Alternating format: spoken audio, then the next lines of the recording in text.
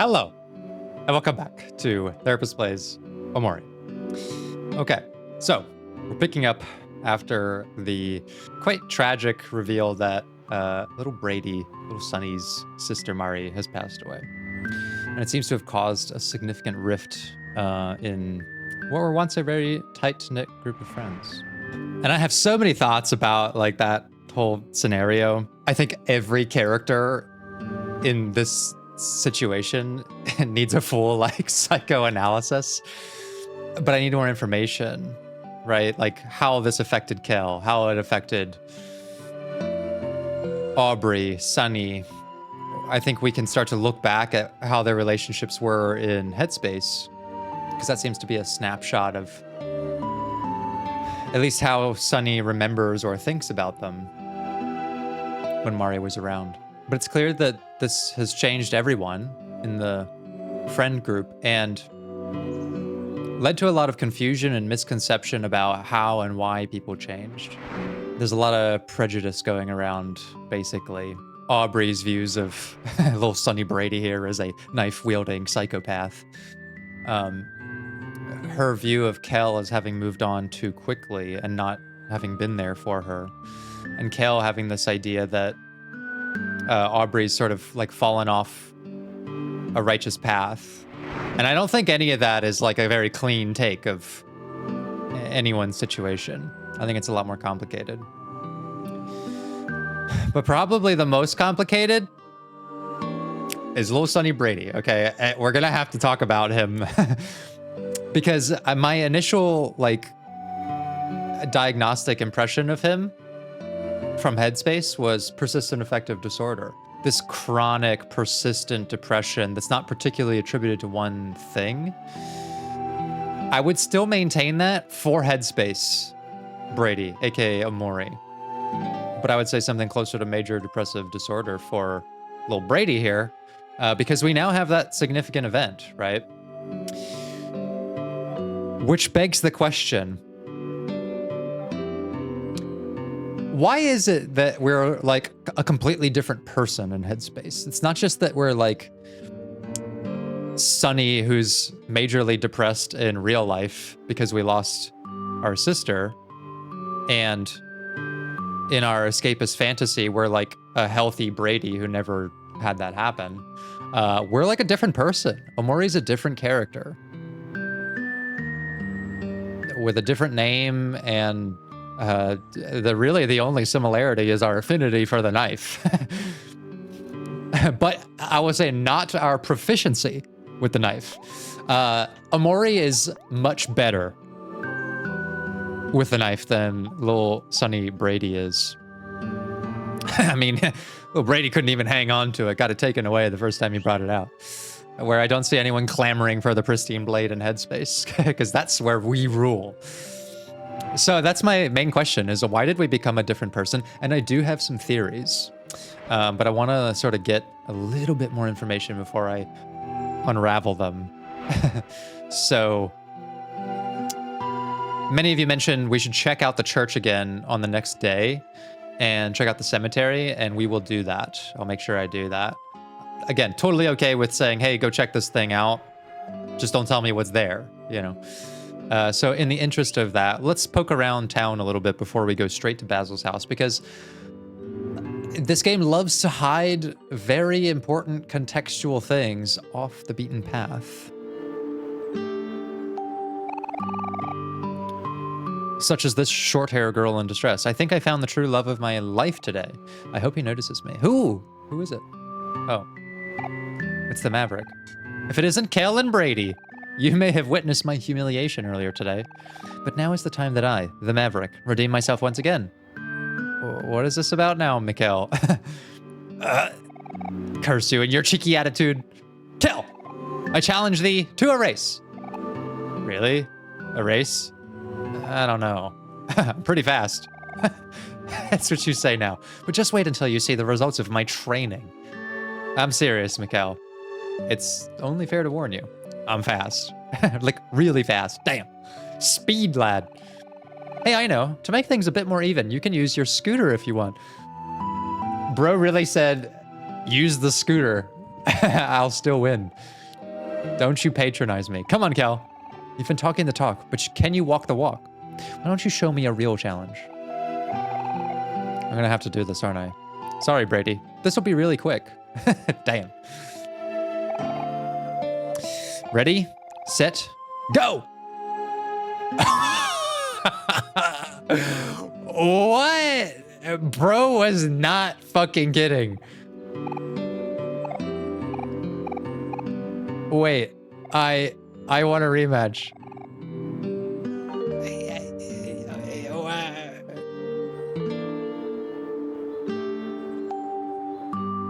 The absolute slandering of this kid. I don't think so, Mikhail. I mean, it's getting kind of late, isn't it?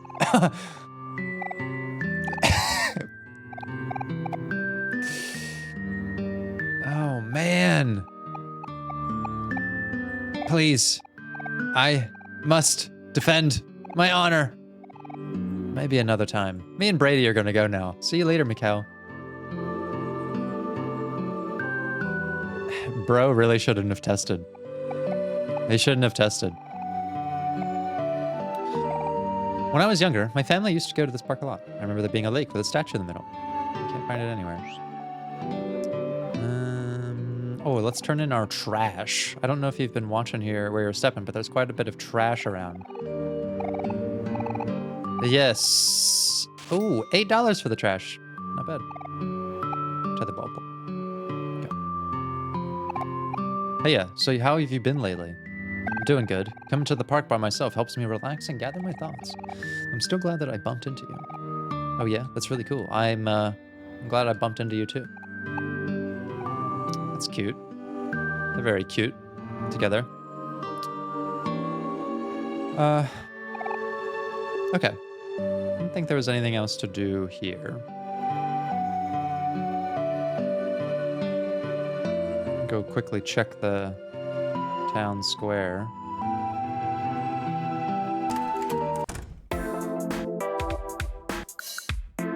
Are these two still still debating on the colors? Okay. Oh, can we go outside? Oh, there's like a little garden back here. That's neat. Oh, what is this? What is that? A seashell. Okay. Is that, what is that? Important. Maybe it will have some significance.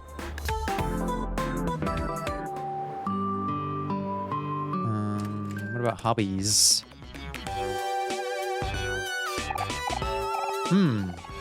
I found it. I have no idea what I'm looking at here. Hey, you. You're young, right? Could a young guy like you help an old guy like me? It's my son, Jesse's 10th birthday tomorrow, and I'm hoping to get him something he'll actually like. You should look around the store and pick something out for me. Video games, maybe? Comics? Soda? What do kids like these days? Space Boy.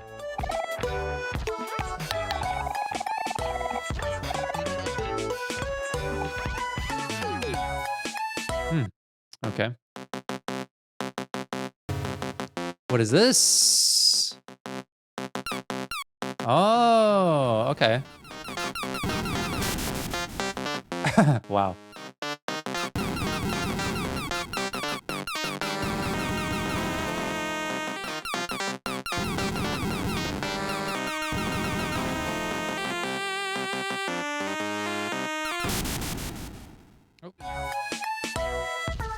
Well. Tickle me impressed. You actually beat my score. Holy shit. Guess I should make room for the new generation. Here's your prize. Got some cool glasses. Cool. Can we put them on? Oh shit. Even cooler when worn indoors. Let's go, Sunny. Sunny with the cool shades.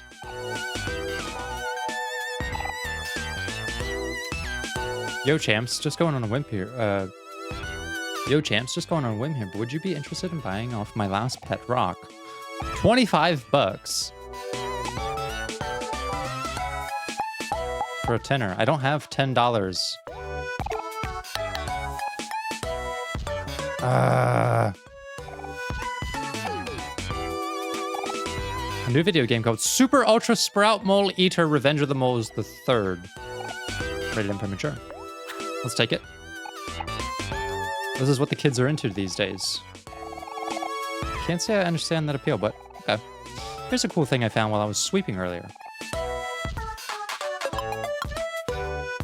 What? Another seashell?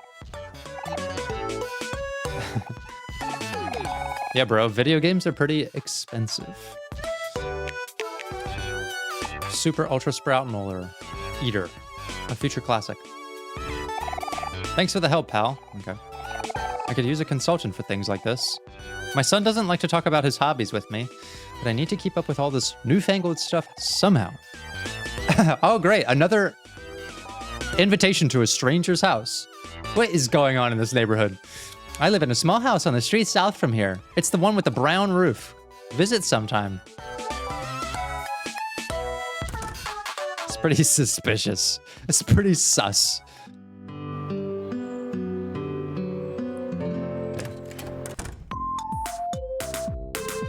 Geno's. I'm Rai. I take pride in being a musical connoisseur. If you play a CD on the jukebox, I can tell you who the artist is. I like Rai. He's got style. Donate my Mary CD? Why not? Why not? Yes. Mary CD, please.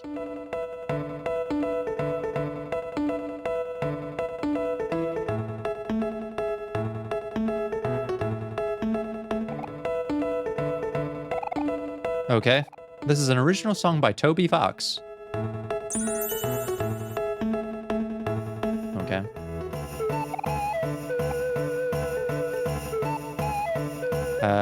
That must be a reference to something that I don't know.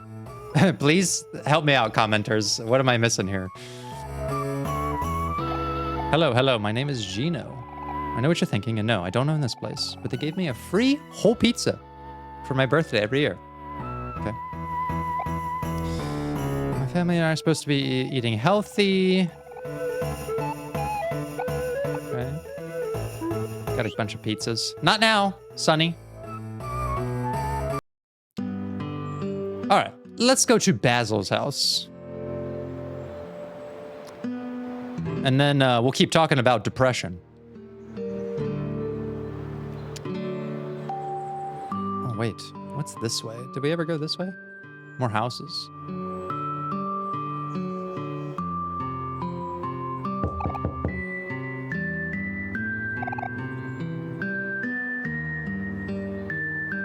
Looks like one of those nice neighborhoods. Oh, here's a person.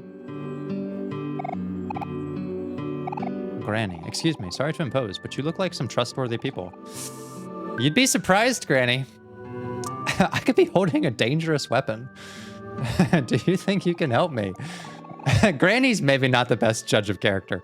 I need you to pick up this week's medication at the pharmacy, but I'm feeling a bit weak at the moment. I usually send my daughter, Charlene. She's not here right now. Of course. Thank you, children. Just talk to the man at the pharmacy. He'll understand. You got a prescription and an ID card. What? Wait a second. Are they gonna let me pick up a prescription for someone else? That's illegal. What is going on in this neighborhood? Where are the parents?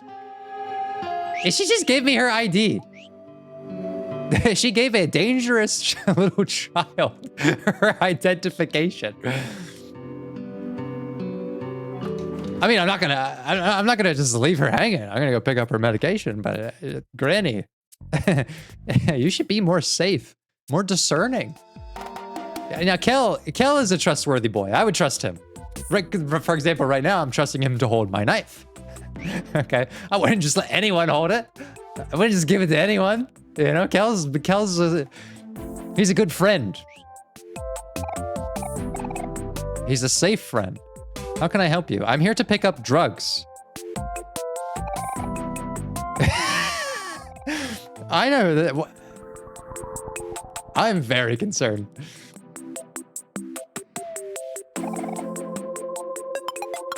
Hey, we're like 12 years old or whatever, 16. You're picking up her medicine in place of her daughter today? I'm not. Wow, really? I'm not supposed to give out medication like this, but I usually make an exception for her since she doesn't have a way to come here herself. Thanks for helping her out. You kids have a nice day.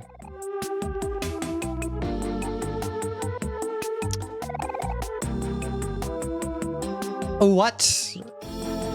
I mean, what did he give us?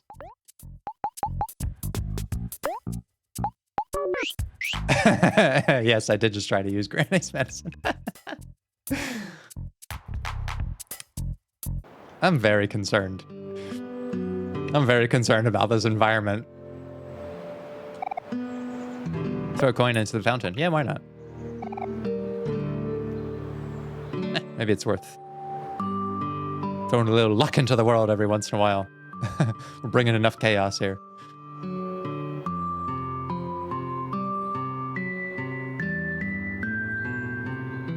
All right, Granny. Me and my trustworthy friend have brought you your medication.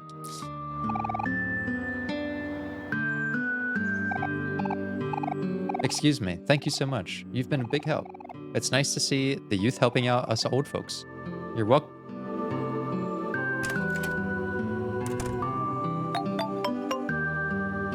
What is happening? Why am I just in everyone's home all the time?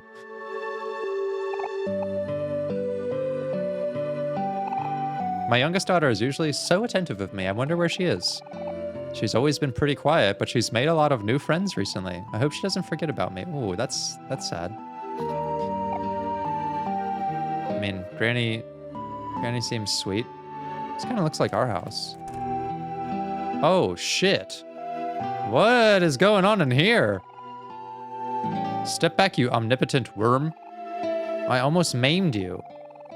My condolences. My time in the arena has left me on the edge. I'm a bit of a gladiator, as it were. Ah, I remember my days in the constable. I perpetuated my powers of impunity on the unsuspecting combatants that decided to traverse the souls into the rarest of my... No hands. I need not the shelter of a mighty utensil, but the beret of the crowd as they erode from more. I'm dangerous. Okay. This is a very concerning environment. Trash on the floor.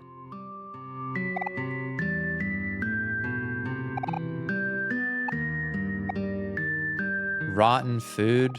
I mean, I'll take the trash.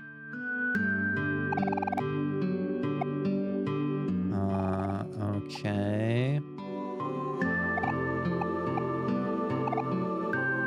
This... Oh, man. Yeah, this is about the, like, imperceptible mental health difficulties of people living in, like, suburbia. A fancy tea party for two. Like, sort of unsuspecting trauma and problems. There's a love letter. Look at it before. I feel a little weird. I mean, I'm playing this game for, you know, discovering the different parts of the game, but it feels a little invasive to just be walking around in people's fucking houses and rooms and their bathrooms. And I mean, I did get Granny her medication. It's only fair. So what's going on with Granny, though? I mean, she's got a grandson or something living in the house who's a complete shut-in.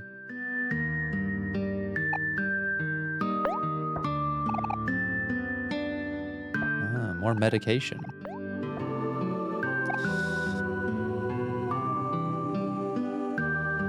And,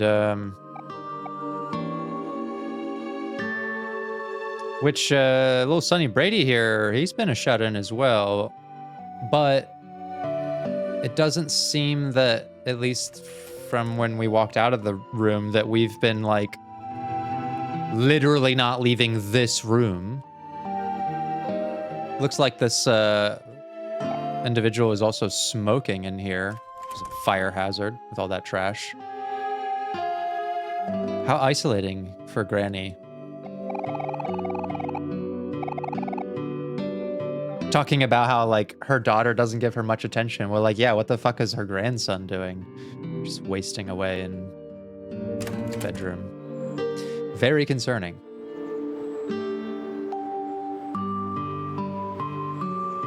All right. We're peeling back the layers. Let's go to Basil's house. Let's see what Basil's up to. I need some fucking clues here, some context. Basil's house is back there, but you never know. There might just be someone hanging out outside with secrets to tell and houses to wander into. All right, let's check out Basil. Knock knock, Basil. It's your friends, Kel and Brady. Hello, who are you? I'm Basil. Oh wait, you're not Basil. I'm sorry, my name is Polly. I'm Basil's caretaker. Oh, hey, Kel. What is it? Hi, Basil. We got your photo album back. You did? Wow. Thank you. You gave Basil back his photo album. Basil, you didn't tell me you had friends coming over. Would you like them to join for dinner? I always seem to cook just a little too much. Dinner? Sure, sounds delicious. I mean, my boy Kel did work up a sweat with that race. Come on, Brady, free dinner.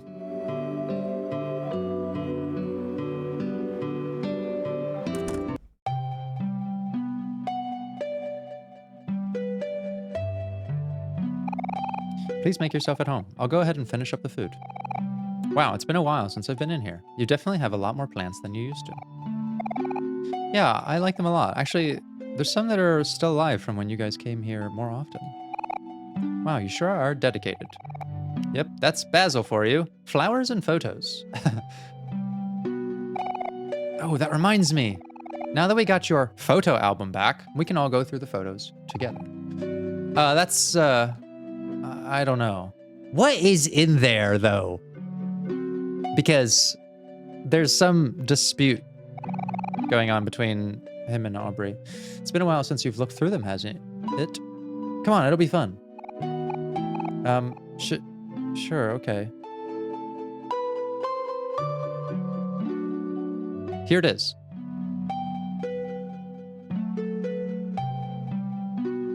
Oh. Whoa, what is going on here? My first photo. It's my best friend,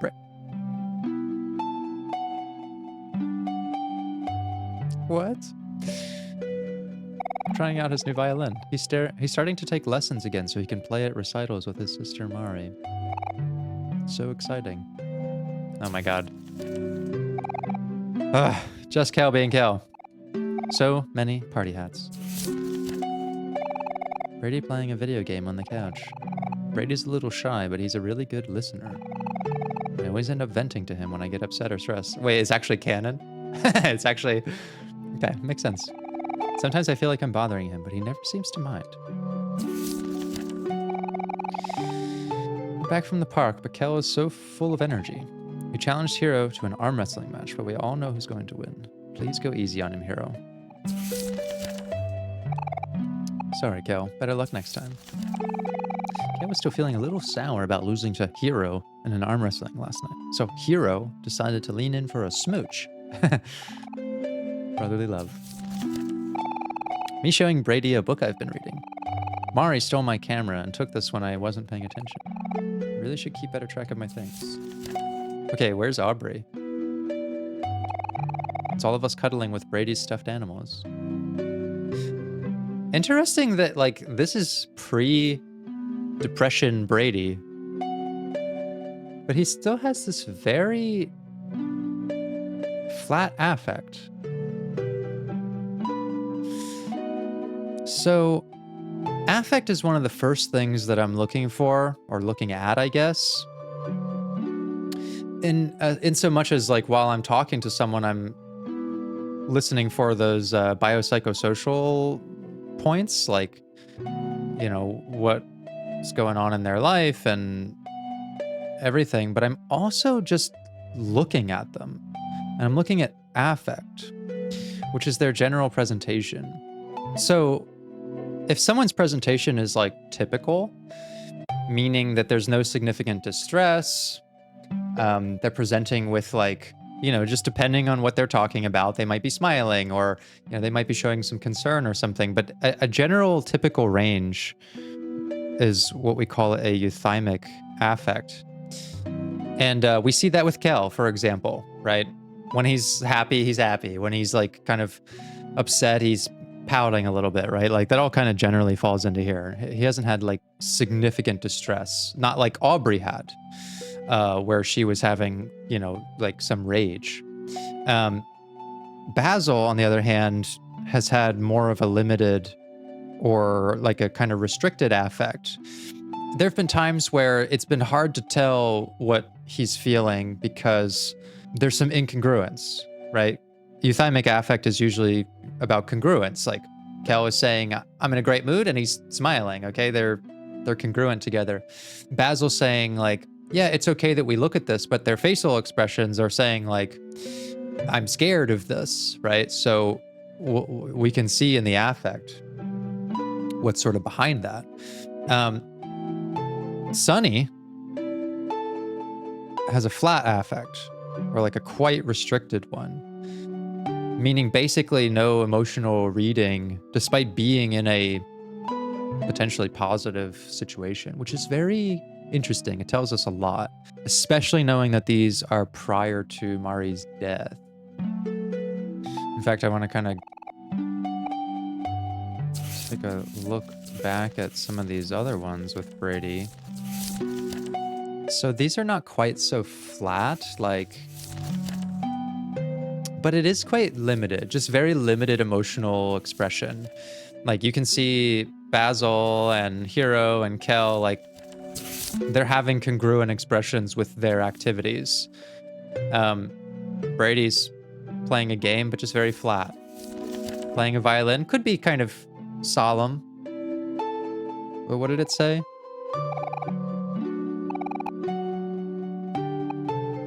So exciting. Yeah, it's like, okay, but he's...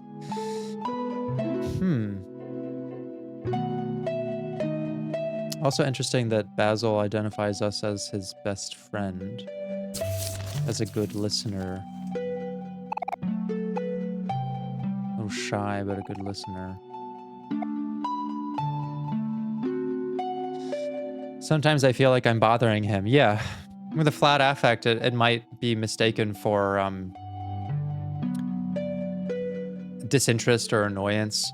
It turns out people are both really good and not so good at identifying facial expressions and what they mean. There was a really interesting study, an experiment called the Blue Dot experiment, which basically had people look at a grid of blue dots, but some of them were like different shades of blue, and some were like more purple.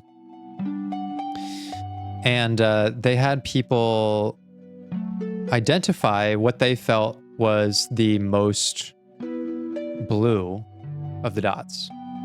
So they'd say, oh, it's that one, right? And then they would show them another set, and they would say like, oh, well, some of the dots are like less blue, but they would say, well, let's say that one, right? And they would continue to identify the blue dot, or the most blue dot, until they showed them a grid where there were no blue dots at all. Okay, now they're all sort of purple. And people still would choose one and say, that one's blue, or like at least the most blue. And so we get from like this to this because it turns out we'll expand our definition of what we're looking for, even if the thing we're looking for is no longer presented.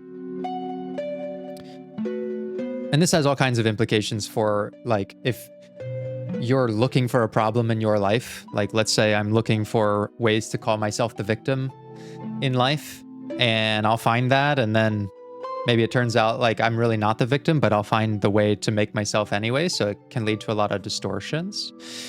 So we'll expand our definition of the problem to keep identifying it. They did the same thing with faces. So they showed a range of facial expressions that were kind of, let's say, like that. Showed them a bunch of faces. And they said, which one is the angry person? And they might say, well, it's that one, right?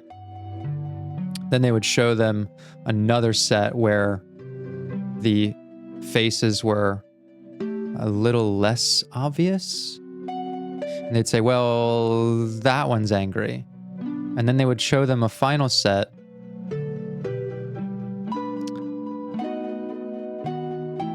where there's basically no affect at all, a flat affect. And people would say, that one's angry.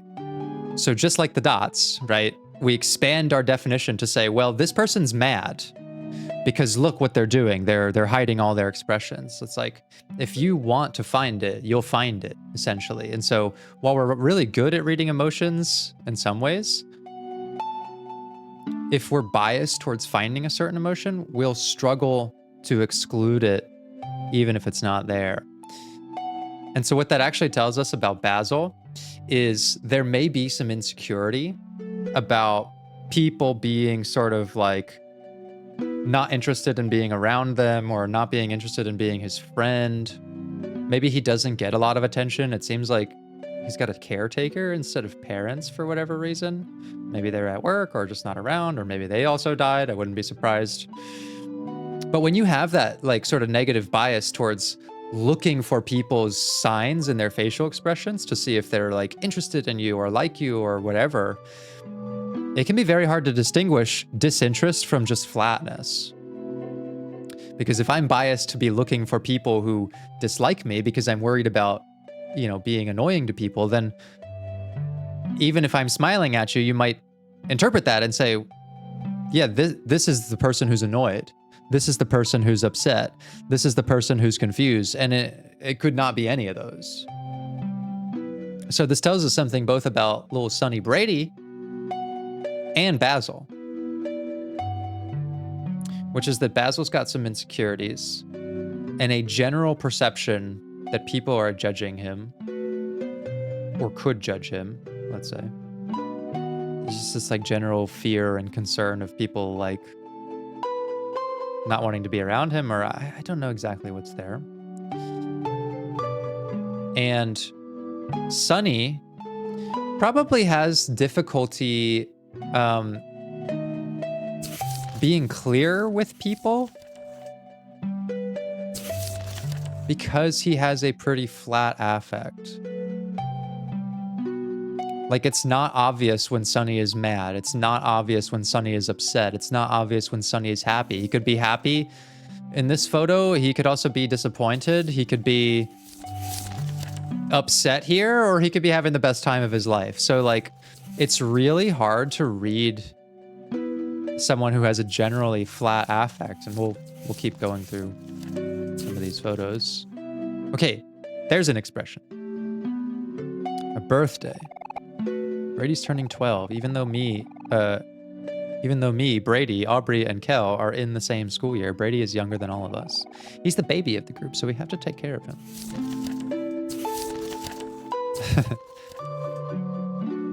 Oh my god, we got a cat. Okay, I don't want to go through all these too much, but I wanted to... I'll go through them one by one, but I wanted to just see the expressions. Like, these do depict Brady in happy events in his life with friends. Some of these we've seen in Headspace as well. I remember this photo. What it suggests to me is that Sonny's affect, his like disposition, is not a cause of the trauma. It's not like the trauma of losing his sister suppressed his emotional range. Probably it did, but it was already sort of a narrow emotional range to begin with. You can sort of think about emotional range as being including all kinds of expressions, from lots of enthusiasm like Kel, and Hero is sort of like cheeky, and Kel is frustrated, and he's like sort of proud and like silly and happy and consoled and soothing and like grateful. There's a silliness, there's a focus, there's like playfulness, there's wonder. Like there's so many different types of expression in a full emotional range.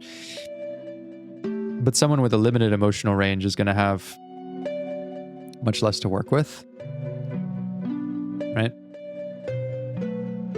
Just can't quite expand out to those bigger emotional expressions. Which in my experience makes working out of the depressed state more difficult. Because so much of our emotional state is determined by our ability to identify and express emotions. Like clearly this is important for how we feel. If I'm just giving you this face and you think that I'm angry at you, and that gets you involved with a sense of fear and rejection from me, and you internalize that, and we've never had a conversation, but you think I'm mad at you, like it's going to affect your emotional state. Difficulty reading and expressing emotions can keep you kind of stuck in this limited emotional range, and so it's important that you actually develop a broader one. So one of the first things that I would do with Sunny, before we start focusing on the actual expression of the range, is just developing the emotional vocabulary. And what I mean by that is actually using phrases of emotion to describe what's going on in your life. Because if you think about it and you start listening to people, they don't do that typically.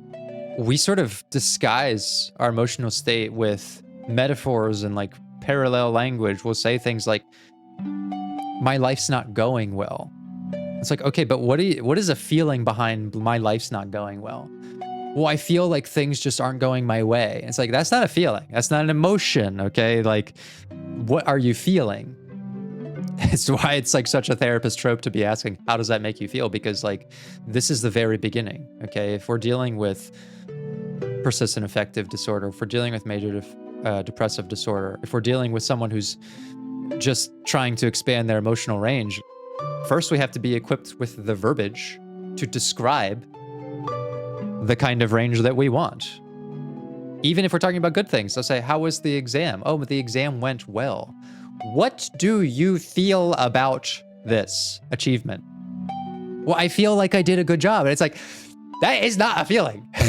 Like, actually, it's fine that people do not speak in these terms. And it's right under our noses all the time that we're like scratching our heads of, why can't I learn to feel better? Why can't I learn to feel like more? Well, because we're not even describing the state that we want to be in. We're describing this thing that's like related to it.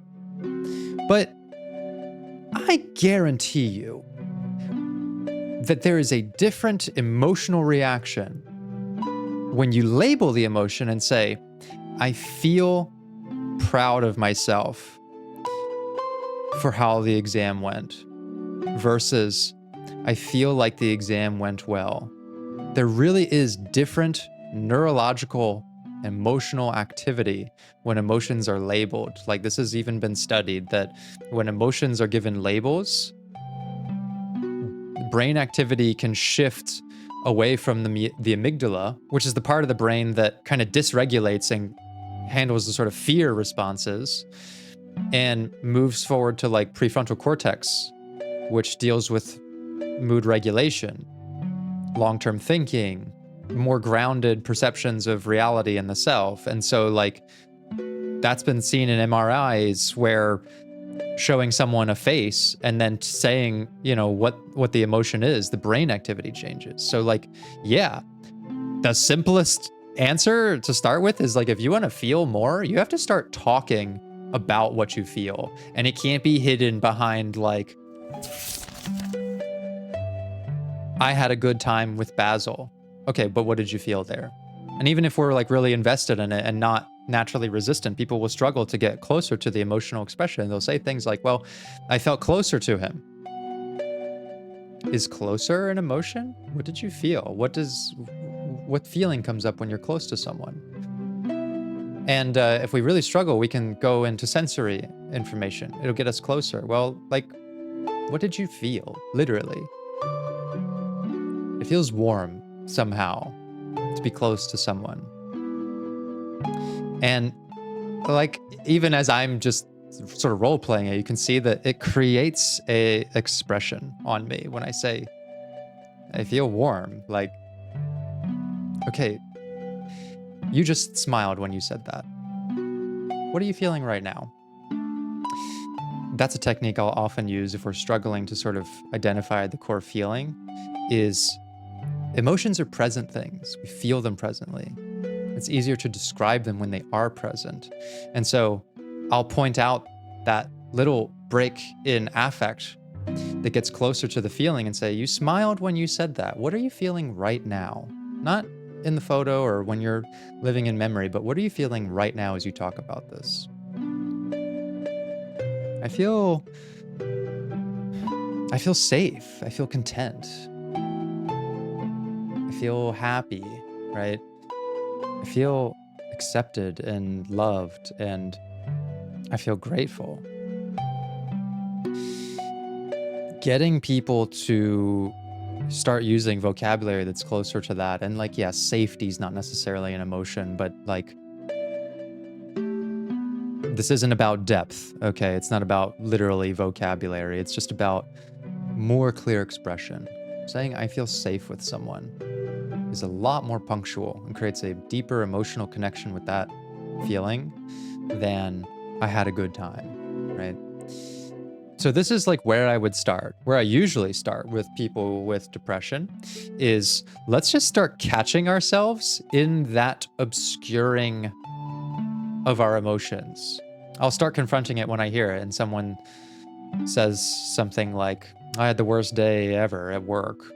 Okay, what did you feel? Well, I felt upset. Okay. What were you upset about? Well, I feel like I'm not valued there. I feel like I don't belong. I feel like I could be doing something more meaningful, right? And the closer we get to those sort of feelings, kinds of conversations, now we can start talking about genuine values and say, okay, to me, that sounds like what's really important to you is that you feel like you belong somewhere, and you want to be people who appreciate your presence, and you want to feel proud of the work that you're doing. And is there a way that we can start looking for sources of that self-pride or appreciation? Or is this, a situation that we need to change? Because now we're talking about like the person and their feelings and their values, and we're not being like misled into this conversation about what the bad day was. Like, I'm really actually not that interested in the material of the conversation about like, well, my boss gave me these extra tasks to do and I'm not really equipped to do them. And then they just were sort of dismissive and it was really annoying. And then I talked to my friends, and like, that's what we call content in a therapy session. The content is just what's happening, but it's not emotional. It's a very intellectual, historical version of what's happening in your life. And what I want you to talk about is process, which is the emotional material.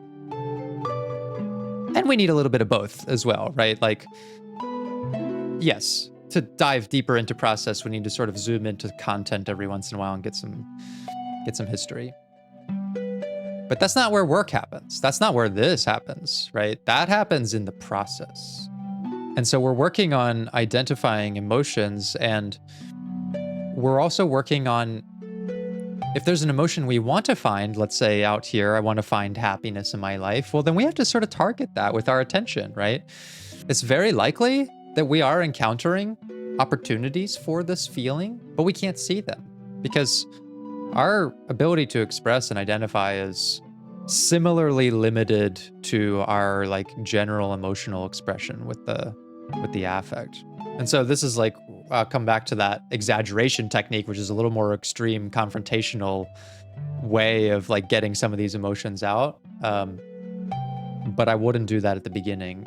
For someone like Sunny, and also for Basil,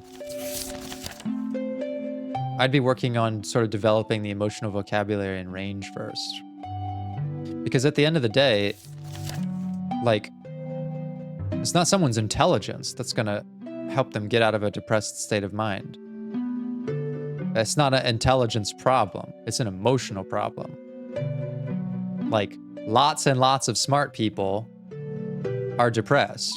In fact, it's like a common archetype that like the more genius someone is, the more tormented they are. It was never an intellectual problem to begin with, it's an emotional problem. And that means that dealing in the emotional space is required. So we start small, just with the identification and labeling of, and then once we're more fluent in emotional description, we can start to find clear objectives to find those emotions and express them. We can go into all sorts of therapy styles to get there. But it definitely seems like the depression from grief has like overloaded this suppression beyond where it was even before the tragedy, which makes it a very dire situation to work out of in the therapeutic context. It's heavy stuff. It's really heavy stuff. Brady and Cal holding Mari's example. It looks perfect, doesn't it? If only Mari thought so too. If only Mari thought so too. So we don't know anything about Mari, and I think that Sunny's version of her is very distorted as well. Like the version we've seen of her has been in Headspace, which I have no idea how accurate any of this stuff there is. But we're in the real world here. Maybe Mari had some mental health stuff going on too. Hero's still making his flower crown. It's taking him a little while, but he's getting there. You have to admire his persistence. I do admire his persistence. I like Hero a lot. It's raining super hard today. The rain always seems to come out of nowhere during springtime. Oh, there's Aubrey. She asked me to take a picture of her with her new raincoat. It's her favorite color, pink. That kid's still in there. Pink is still her favorite color. She made her hair pink. Aubrey won't let Kel under the umbrella, but Kel seems to be taking it just fine. He says he likes how the rain tastes. Just Kel being Kel again. We're into hobbies. The shop owner told Kel to leave his jacket outside since Kel was getting all his comics wet. Sorry, shopkeep. It's been pretty busy with school lately, but we finally made time to get together and go to the park today. Here's Kel hanging by his legs off a tree. He's such a good climber. I wish I was as fearless as him. It's the first day of summer vacation, so we all wanted to celebrate by going to the beach. Watermelon is Aubrey's favorite. I remember this photo as well. And this one. Kel cooling off with some refreshing Orange Joe. I shouldn't get too close, or he might get my camera wet. Kel was known to spill his drinks. We buried Brady in the sand.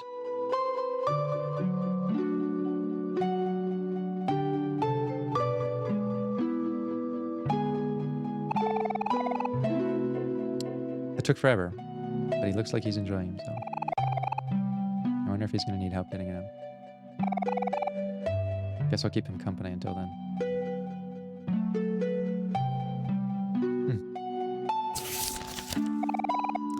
Brady's turning 12 today. Right, younger. Brady holding a super huge present from Mari and Hero. Wonder what it is. You can't really tell from the photo, but Mari and Hero got Brady a giant building block set.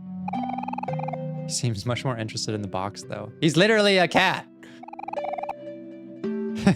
He acts just like Mari's new kitten, Miwo. I'm still not sure what white space is, like, as a... Like, what is that? It's more clear to me now that headspace is the pre-trauma snapshot of life before losing Mari. So what is white space like? Brady won't leave the box, so Kel put a food bowl inside. Oh my god, it's just so cute. I guess this box will be Brady and Miwo's new home. Oh, maybe that's like, maybe white space is just being in a box with a cat. A safe place. We're going beetle catching today. Here's Kel, ready to pounce on his next victim. Oh, and Brady is there too. Oh yeah, in the background there. He looks kind of sleepy. Went to the bathroom and came back to this photo. Kel says he took a picture of himself on accident, but I don't believe him. It's the first day of school today. Me, Brady, Kel, and Aubrey are up bright and early. Aubrey's so photogenic. Goodbye, summer. Until next year. Oh, man. These kids. This game is going to fucking wreck me.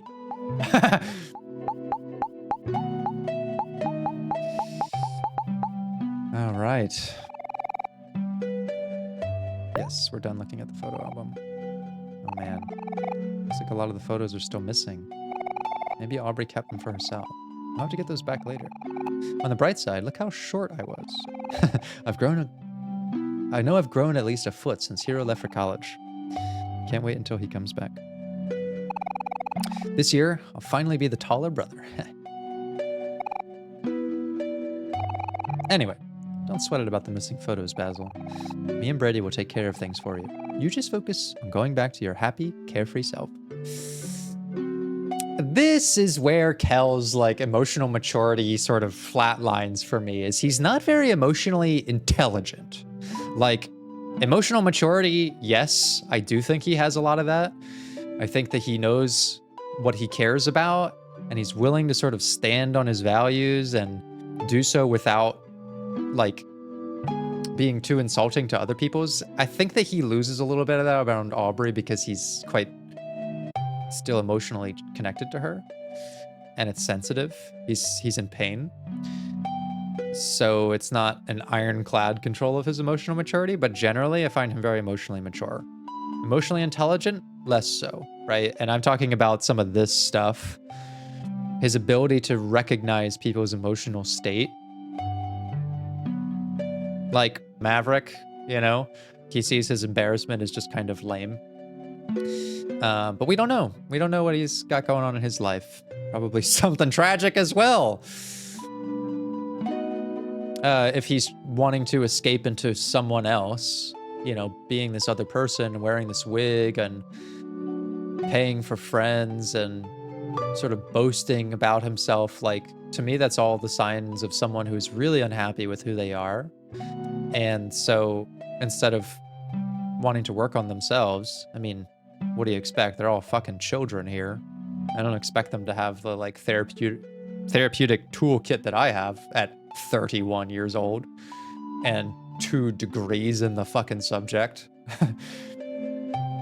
Which even with all that, I still struggle with my own shit, you know? Despite having some advantages. So I don't expect Mikhail to like have all the equipment to deal with this stuff. Clearly he's struggling internally with identity. And since he's an obstacle to us, we just sort of see that as like, bro, this is lame, but I can hold a soft spot for that as well. Not able to identify the emotions of Basil. Clearly some incongruent affect there.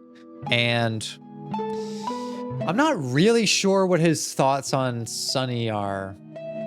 I mean, we're all aware that Sunny's been inside for 4 years.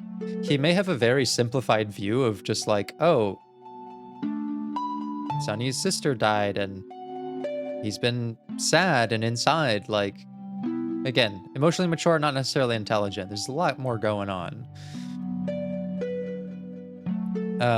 He didn't really inquire further about why we had the pristine dagger, which is fine. Like I said, it was probably better for us to not, you know, have a big reaction to it anyways.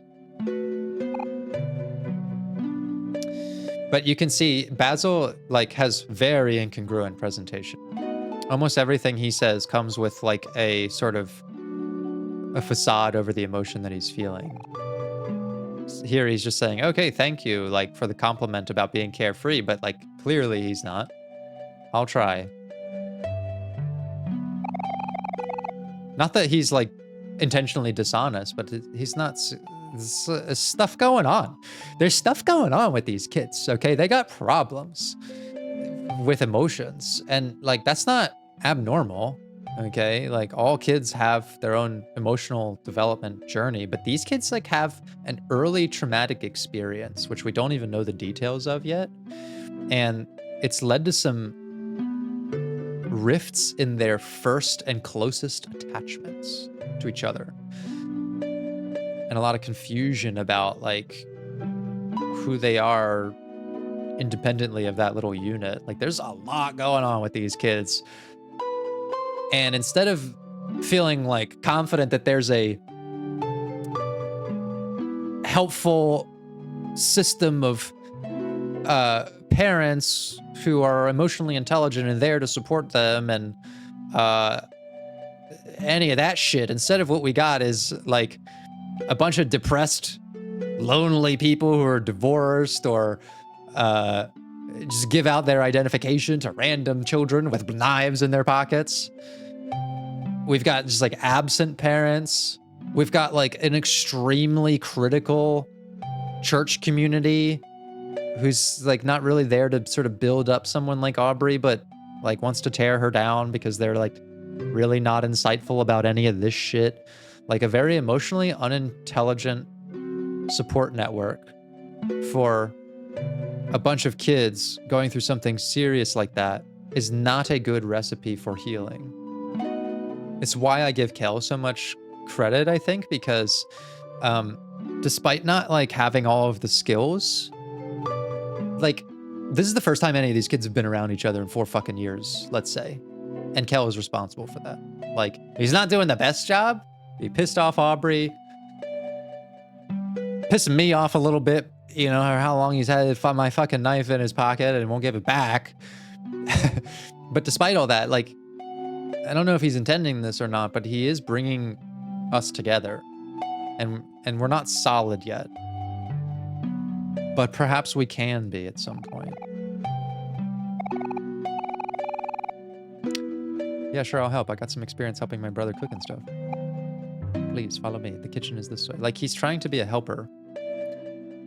He's speedy. He's so fucking fast as well.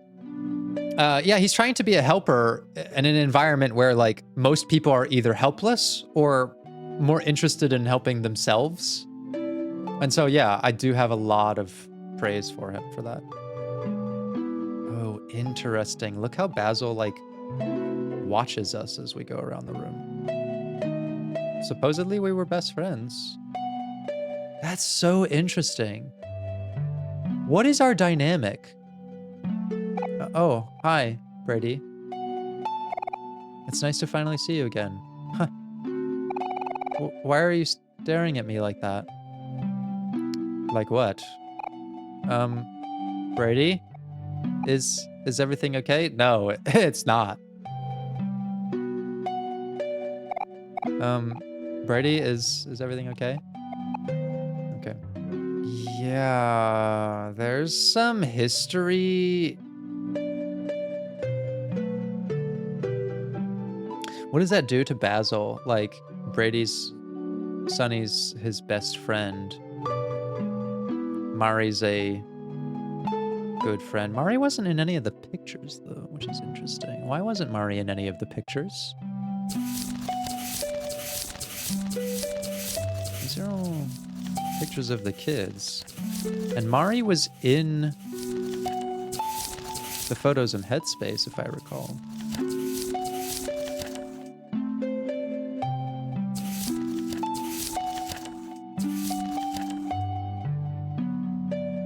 I know Mari's like older, so she wouldn't be going to school, but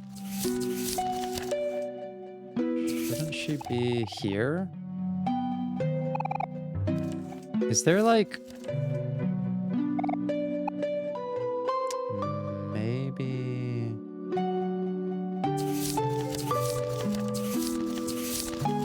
maybe like Basil didn't get along with Mari or something? Or why wouldn't she be in any of the photos? Strange.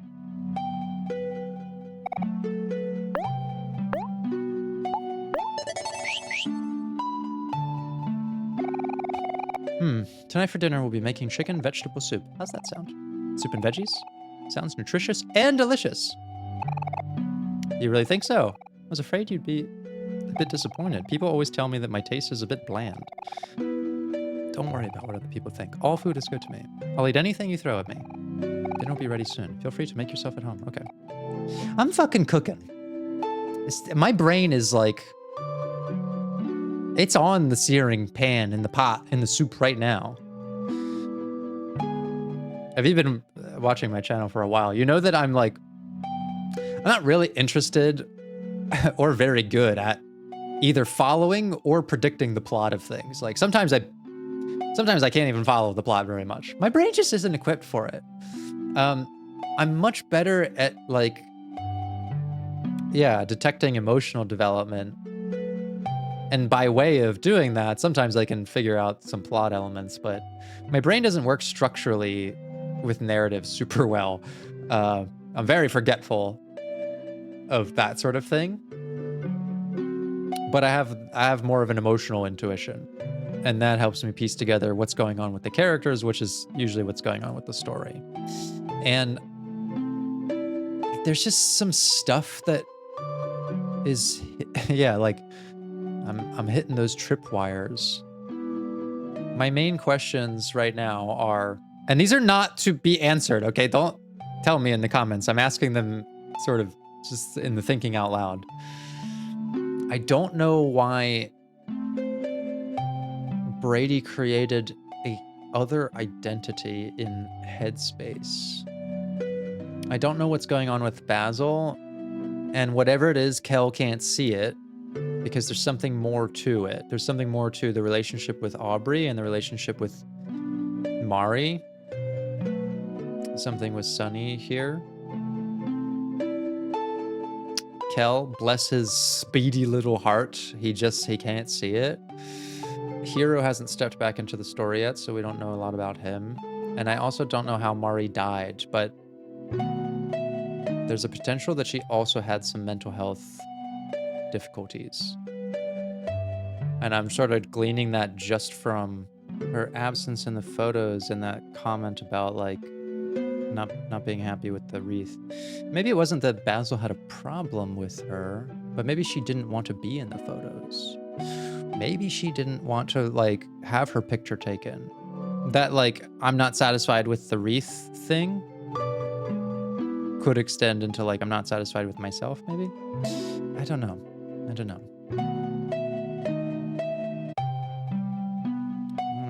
just gonna... Never met Basil's parents, okay. Let's just take a look around the house. Complaints.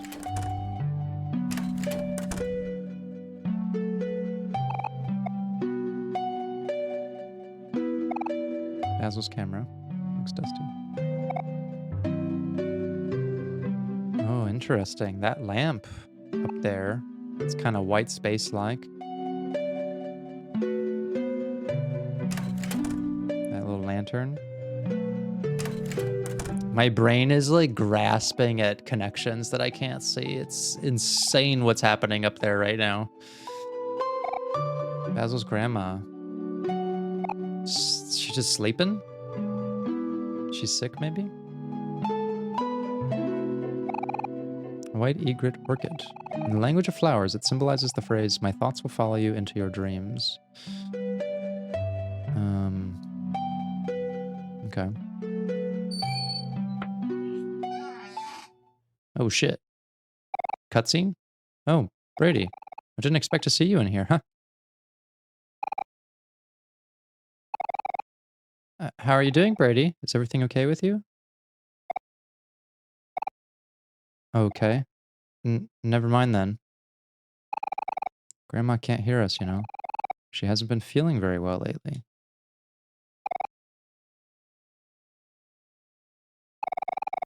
It's already been 4 years, hasn't it?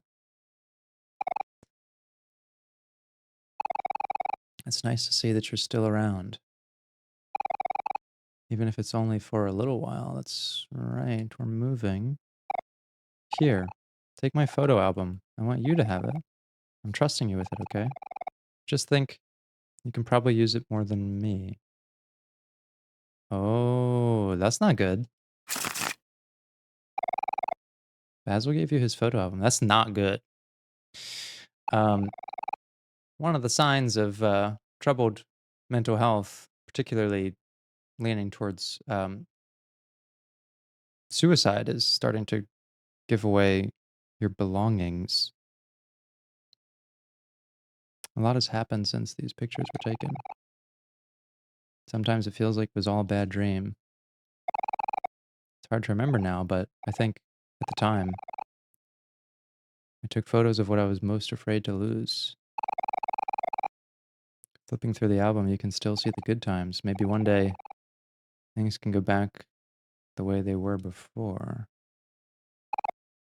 Ready! Basil! Dinner's ready! Okay, coming. This may have just added some new layers. Basil, is that you? Okay, wait a second. My brain is fucking firing off right now. Dusty camera hasn't been used in a while. Ants.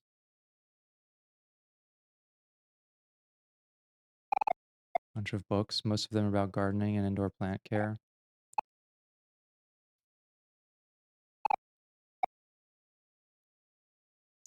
Where are these parents? They don't seem to have a place to be in this house. Unless they're, like, elsewhere. It's just grandma, the caretaker, and the kids. This Kel's just chowing down over there. All right. I gotta stop here. Things are happening. Things are happening in my fucking brain, and I'm very concerned for these children. More concerned, even. Ultimately, they all lack basically any kind of supervision and stable, like, emotional anchors in forms of, like, parents or caretakers. Basil has a caretaker, but clearly there's more of a need than just that. And the disruption of their friend unit is, like, also a missing pillar of support. These are kids with, like, pretty severe traumatic experiences with limited emotional insight and not a lot of intervention or any really to help them develop it. The best we got is this very fast, very hungry little child uh, helping us come together, and I really hope that that leads to some healing over time. But it's gonna get worse before it gets better, I'm sure. Okay, this is where we pause for now. I'll see you in the next one, and be good to yourselves. See you next time.